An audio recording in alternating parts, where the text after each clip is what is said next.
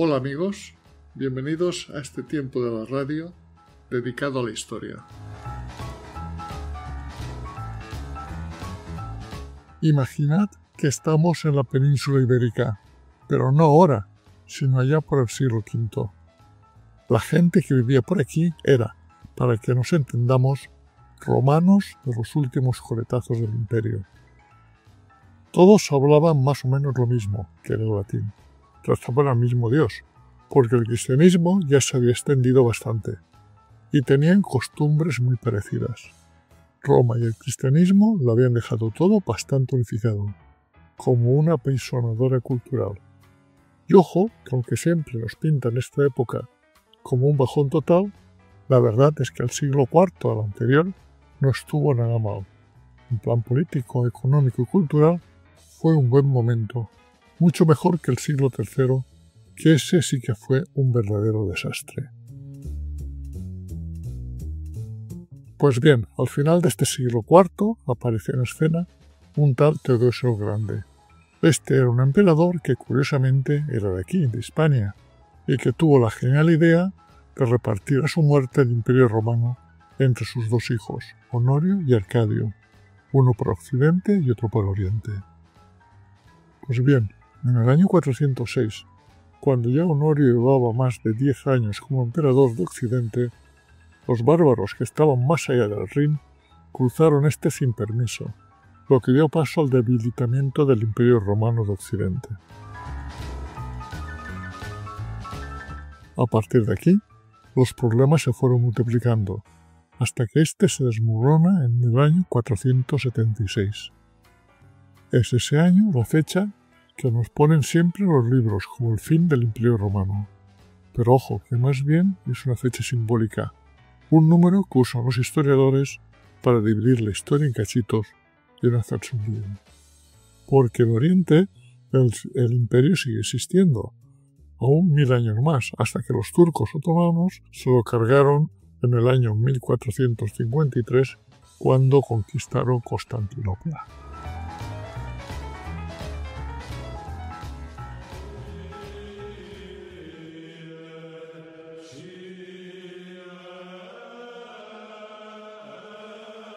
El último emperador del Imperio de Occidente fue un chavalín de 11 años llamado Rómulo Augustulo, y lo quitaron de en medio los érulos, una tribu germánica liderada por un tal Odoacro. Para cuando pasó esto, el Imperio Romano de Occidente ya solo mandaba en un trocito de Italia. Las provincias de Galia, Britania, Hispania y África llevaban ya un buen tiempo en manos de diferentes tribus bárbaras. Aquí en Hispania, los pueblos germánicos que habían cruzado el Rin en el 406 empezaron a llegar sobre el año 410. Cruzaron los Pirineos y se repartieron por toda la península, excepto por la Tarraconense. Los primeros en llegar fueron los suevos, los vándalos silingos y los vándalos astingos. Estas tribus venían de lo que hoy es Alemania. Los suevos se situaron en el noroeste de la zona actual de Galicia y montaron un reino que en teoría era aliado de Roma. Los vándalos, en cambio, no se quedaron mucho por aquí, pues en el 429, liderados por Genserico, pasaron el estrecho de Gibraltar y en tierras de la Mauritania montaron su propio reino. Otro pueblo que también pasó por aquí fueron los alanos, que procedían del Cáucaso, que no tienen nada que ver con los anteriores, que eran de ascendencia germana, pero tampoco echaron raíces en estas tierras, pues junto con los vándalos pasaron el estrecho de Gibraltar.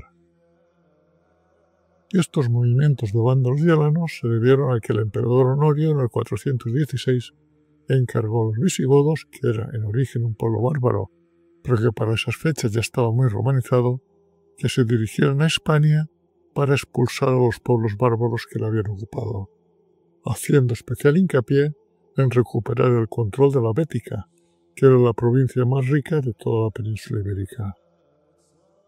Los visigodos entraron a la península y casi cumplieron con el encargo, pues vándalos y alanos se dirigieron hacia África, pero los suevos se quedaron en la zona noreste de la península, que era la zona más pobre. Una vez aquí, los visigodos, viendo la bondad de estas tierras, se establecieron dominando casi toda la Hispania.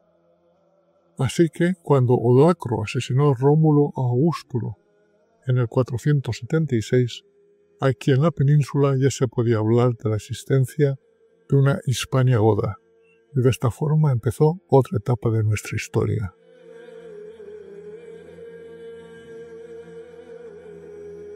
Cuando los visigodos llegaron a Hispania, ya les quedaba poco de sus orígenes, pues estaban totalmente romanizados. Hablaban latín y eran cristianos, aunque eso sí, eran arrianos. Habían perdido totalmente su idioma original y solo conservaban algunos nombres propios de su cultura que han llegado hasta nosotros, tales como Alfonso, Alberto, Álvaro o Fernando, y poco más. En el fondo eran casi romanos, mandando sobre romanos, aunque la excusa oficial era que el emperador de Roma les había dado el visto bueno como aliados del imperio. Al principio, estos visigodos tenían su capital en Tolosa, en Francia, cerca de los Pirineos, pero los francos los vencieron en el 507 en la batalla de Bouillé, por lo que no les quedó otra que dirigirse al sur cruzando los Pirineos. Y así nació el reino visigodo de Toledo. Este reino aguantó más de 200 años y llegó a controlar toda la península ibérica e incluso una franja en el sur de Francia que conocemos como la Septimania, entre los Pirineos y el río Ródano. La elección de Toledo como capital de su reino se debió principalmente a que era una fortaleza natural, rodeada por tres partes por un foso que formaba el río Tajo. Además, estaba bien comunicada por las antiguas calzadas romanas, y desde allí no era muy complicado llegar a los valles del Guadalquivir o del Ebro. Realmente era un buen sitio estratégico. Estos visigodos hispanos se veían a sí mismos como los herederos de la diócesis Hispaniarum que había organizado en su día el emperador Diocleciano. Al mismo tiempo, no se consideraban reyes de Hispania, sino más bien los reyes de los visigodos que mandaban sobre los romanos que vivían en este rincón del imperio. Pero desde fuera, todo el mundo empezó a verlos como los reyes de los hispanos. En realidad, los visigodos no ocupaban toda la península. Ya he comentado que la zona noroeste estaba ocupada por los suevos, que habían llegado antes a estas tierras y que no consiguieron desalojar en su momento, pues de alguna manera contaban con el visto bueno del emperador Honorio. También había unas zonas ocupadas por vascones y cántabros, que tampoco dominaban, pero realmente esto no les suponía un grave problema, pues esas zonas eran pobres comparadas con los fértiles valles del Ebro y el Guadalquivir. Y además, en su momento, la conquista de este espacio por parte de los romanos necesitó de grandes recursos, por lo que los visigodos en principio no tenían ningún inconveniente en la existencia de estos pueblos. Para complicar aún más las cosas, a mediados del siglo VI, un emperador muy ambicioso de nombre Justiniano se hizo con el poder en el Imperio Romano de Oriente. Su obsesión era volver a ocupar el territorio que en su día formaba el Imperio Romano, por lo que primero ocupó Italia, luego parte del norte de África, y finalmente acabaron desembarcando en la península ibérica, instalándose en Cartago Nova, a la que cambiaron de nombre por Cartago Espartaria. Así que los visigodos hispánicos a mitad del siglo VI tenían montado un verdadero puzzle en su nuevo reino, con suevos, cántabros, vascones y bizantinos dando vueltas por la península. Con este panorama poca gente apostaría por su supervivencia, pero fíjate, aguantaron 200 años, eso sí. Para ello tuvieron que pasar 27 reyes que en su mayoría no murieron de viejos. De entre ellos, dos figuras destacan, Leovigildo y su hijo Recadero. Estos dos, a finales del siglo VI, consiguieron poner firmes a los suevos, y unos años más tarde, otro rey llamado Suintila logró echar del todo a los bizantinos de Cartago Espartaria. Pero volvamos a Leovigildo. Su reinado, que duró más de 15 años, fue una excepción en cuanto a su longevidad. Durante ese tiempo guerreó contra los suevos, cántabros y vascones, que andaba por el norte y tuvo tiempo para fundar una ciudad de la nada, al estilo romano, a la que llamó Recópolis en honor a su hijo Recadero. Y este hecho es importante, pues mientras en lo que quedaba del Imperio Romano de Occidente las ciudades estaban quedando vacías, que en Hispania se creara una nueva ciudad indicaba la estabilidad de su reino y la bondad económica que atravesaba. Tras la llegada de los musulmanes, Recópolis fue abandonada y hoy podemos visitar sus ruinas en la provincia de Guadalajara en su límite con la de Cuenca. Además, Leovigildo fue el primer rey visigodo que siguió las costumbres de los emperadores romanos, usando corona y cetro. Además, emitió moneda con su esfinge y dictó una ley por la que se permitía el matrimonio entre visigodos y los hispanos romanos. Entre Leovigildo y su hijo Recadero marcaron lo que se conoce como la época dorada de los visigodos, allá a finales del siglo VI. Había un obispo en la Galia, un tal Gregorio de Tours, que cuando contaba las hazañas de Leovigildo, poniendo en orden la península, escribió: «No había dejado un solo enemigo con vida que tuviese edad de orinar contra la pared».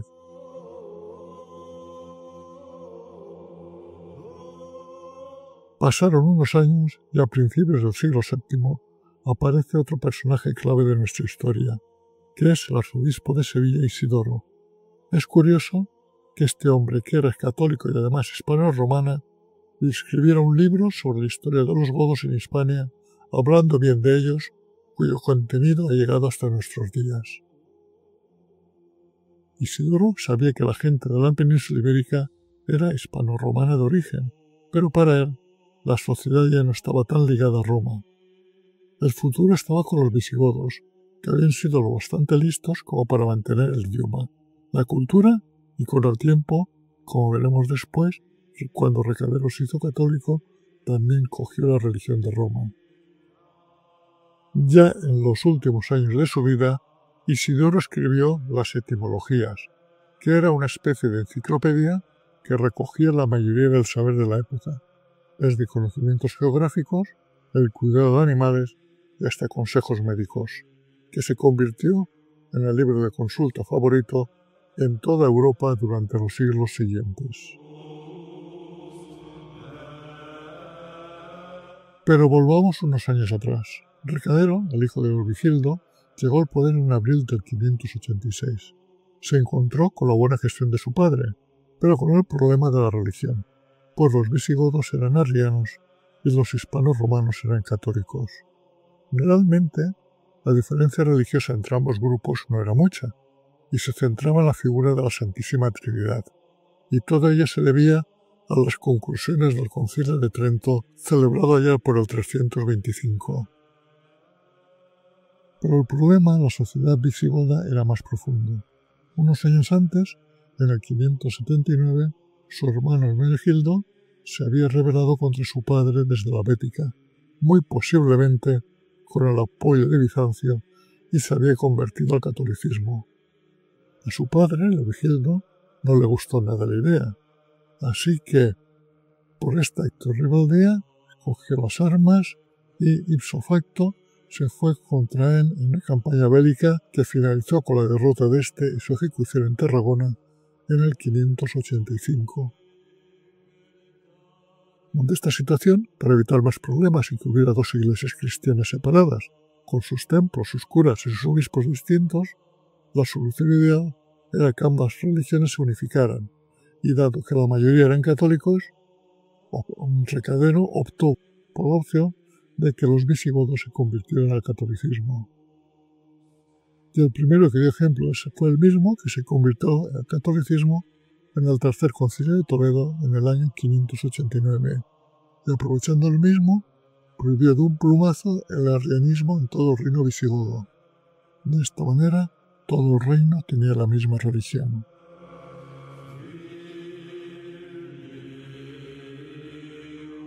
Veamos ahora qué eran esos famosos concilios que organizaban los visigodos. En total se les celebraron 17, entre el 527 que se celebró el primero y el 702 que fue el último. Para ello, El rey de turno llamaba a los obispos de todos los rincones del reino, y durante la duración de este no solo se debatían temas religiosos, sino especialmente temas políticos. Durante el siglo VII el reino visigodo funcionó muy bien.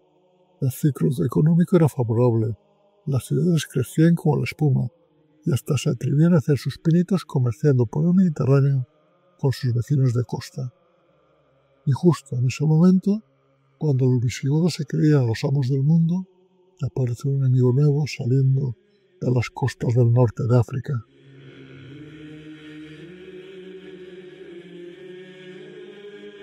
Resulta que a mediados del siglo VII unas tribus de la península arábiga se habían juntado siguiendo a un profeta llamado Mahoma, que decía que traía un mensaje de Dios. Estos árabes, que durante siglos habían estado un poco al margen de los grandes imperios, de repente empezaron a moverse y a crecer. Y en poco tiempo conquistaron Mesopotamia, Egipto, Persia, Libia y establecieron el califato en Damasco. A partir del 660 decidieron expandirse por el norte de África, hasta que se toparon con los bereberes, un pueblo que les frenó, pero no lo suficiente como para impedir que para finales de siglo ya estuvieran en la costa del estrecho de Gibraltar con Hispania a tiro de piedra. Mientras todo esto pasaba, aquí en la España visigoda, el inicio del siglo VIII no era nada halagüeño, pues llevaban años de malas cosechas, sequías e incertidumbre política, pues el reino godo estaba en plena guerra civil entre don Rodrigo y un tal Ágila II, que dominaba el noroeste peninsular, pues ambos se consideraban con suficientes derechos para ser el rey de Hispania.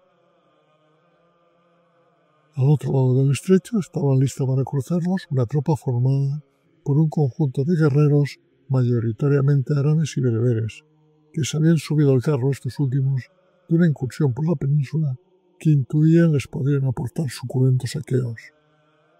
Para entendernos, a estas tropas las llamaremos musulmanes.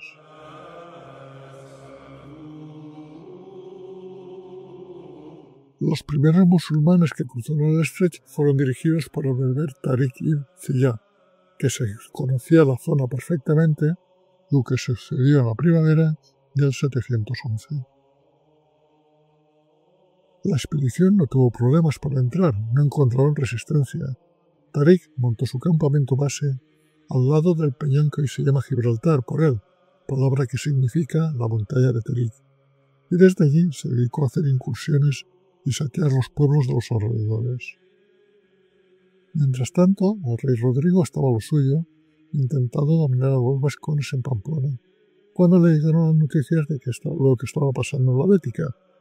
Así que ordenó a su ejército dirigirse hacia el sur con el fin de parar a sus musulmanes que andaban haciendo de las suyas sin que nadie los hubiera llamado. Así sucedió. En junio de ese año, ambos ejércitos se encontraron frente a frente para, según unos, las orillas del Guadalete, aunque últimamente hay historiadores que ubican el enfrentamiento en las lagunas de la Janda, cerca de Barbate. No tenemos nada claro de cómo se desarrolló la batalla y si hubo traiciones o deserciones. Lo que sí es cierto es que Tariq ganó. Tras este triunfo, nuevos contingentes pasaron el estrecho, esta vez al mando de Musa ibn Musair, que era el gobernador árabe del norte de África, y todos juntos se dirigieron a tomar Sevilla. Sevilla era una ciudad importante dentro del mundo visigodo, por lo que su toma no fue sencilla. Los musulmanes iniciaron el asedio en agosto del 712, un año después del primer enfrentamiento bélico, y este se prolongó durante varios meses hasta que la escasez de alimentos y la traición facilitaron la entrada de los musulmanes. Desde Sevilla y siguiendo los trazados de las vías romanas, las fuerzas musulmanas se dividieron en dos grupos. Una al mando de Musa se dirigió hacia Mérida y otra, al mando de Tariq, se dirigió hacia Córdoba, dejando al frente de Sevilla a Abd al-Hafid, hijo de Musa. Si la toma de Sevilla no fue fácil, la conquista de Mérida fue bastante más complicada. Esta ciudad era la capital visigoda de la Lusitania, y aparte de una fuerte defensa amurallada, en su interior había tropas visigodas dispuestas a no dejarse conquistar. Tras más de 6 meses de asedio, la ciudad capituló el 30 de junio del 713. A pesar de que el convenio de capitulación garantizaba la vida y posesión de los habitantes que permanecieran en la ciudad, lo cierto es que las fuerzas musulmanas saquearon la misma. Y de esta manera empezaron los musulmanes la conquista del reino visigodo. Su patrón de conquista siempre era el mismo: asediaban las ciudades. Si éstas se resistían, cuando la tomaban la saqueaban. Si por el contrario una ciudad se rendía a la primera de cambio, solo tenían que entregar el poder y ya está. A cambio, los invasores respetaban la vida, la religión y las propiedades de sus ciudadanos.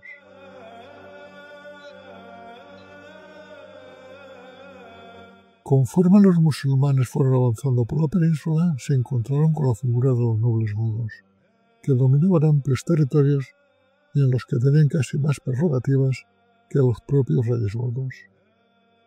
Estos, para seguir dominando sus territorios, llegaron a acuerdos con los musulmanes. Uno de ellos era Teodomiro, noble godo que dominaba una gran área que abarcaría la mayor parte de las provincias actuales de Alicante, Murcia y Almería.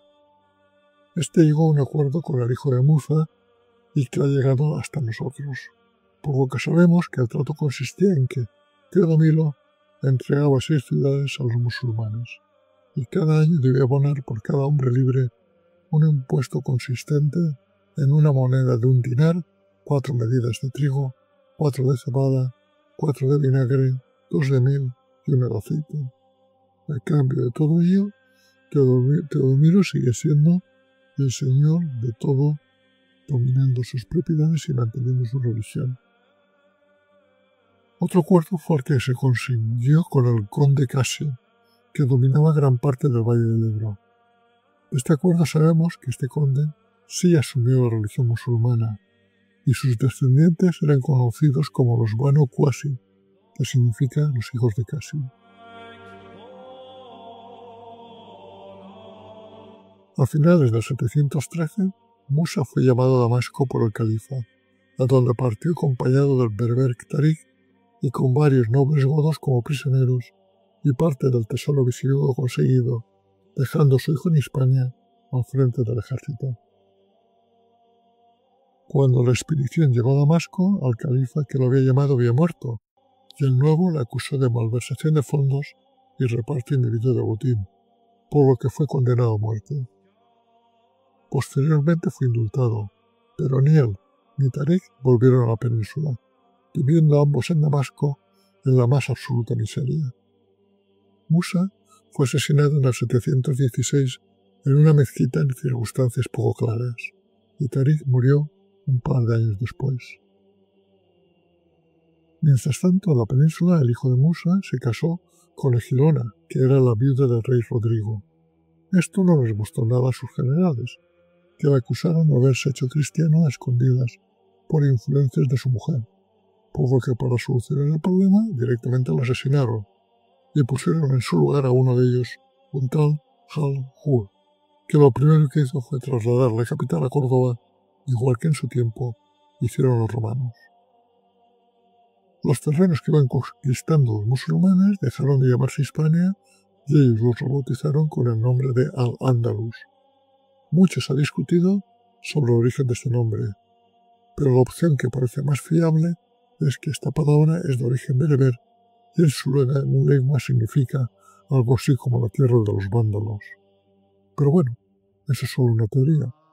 Lo que sí tenemos seguro es que a mediados del siglo VIII ya ponían ese nombre en las monedas. De hecho, hay una moneda de esa época en la que por un lado pone Al-Ándalus y por el otro Hispania, en letras latinas, para que quedase bien claro quién mandaba. En pocos años, la dominación musulmana, excepto un pequeño territorio entre los montes cántabros y los Pirineos, todo el resto de la península estaba ocupado por Al-Ándalus. Pasaron un par de siglos y en esas pequeñas zonas no ocupadas por los musulmanes fueron apareciendo los reinos cristianos que se consideraron herederos del reino visigodo y que fueron ocupando cada vez más terrenos hasta alcanzar la línea del río Duero. No es que estos reinos tuvieran un ejército muy poderoso, en realidad su expansión fue más bien fruto de la dejadez de los caudillos musulmanes, a los que esa franja de terreno no les pareció importante, pues ya dominaban todas las zonas más ricas de la península y la inmensa mayoría de los territorios costeros. Durante ese tiempo, aquellos hispanos que se fueron quedando en el andaluz, que hablaban latín y eran cristianos en sus inicios, generación tras generación, empezaron a ver más conveniente pasarse al Islam y hablar árabe, por lo que poco a poco la cultura hispano-visigoda fue desapareciendo. Eso sí, durante un tiempo hubo una comunidad de cristianos que aguantó el tipo en ese entorno. Se les conocía como mozárabes, que viene a significar algo así como arabizados, nombre que les pusieron los cristianos del norte, pues veían a sus hermanos de fe vistiendo y hablando como la gente del andaluz, pero seguían siendo cristianos. Con el tiempo, muchos de estos mozárabes emigraron hacia el norte buscando los reinos cristianos, que empezaron a surgir especialmente a partir del siglo IX. Llegaron con su cultura, que ha llegado hasta nosotros en cosas tan interesantes como su forma de celebrar las misas, el trabajo de sus artesanos, su arquitectura e incluso un lenguaje que veía en latín, pero que se escribía con letras árabes adaptadas y que conocemos como aljamiado andalusí. Y de esta forma, estos reinos cristianos, que se sentían herederos de la Hispania visigoda, hicieron que la misma siguiera viva. Pero la verdad es que la cosa estuvo muy justa, y por muy poco desaparece todo vestigio del reino visigodo de nuestra historia.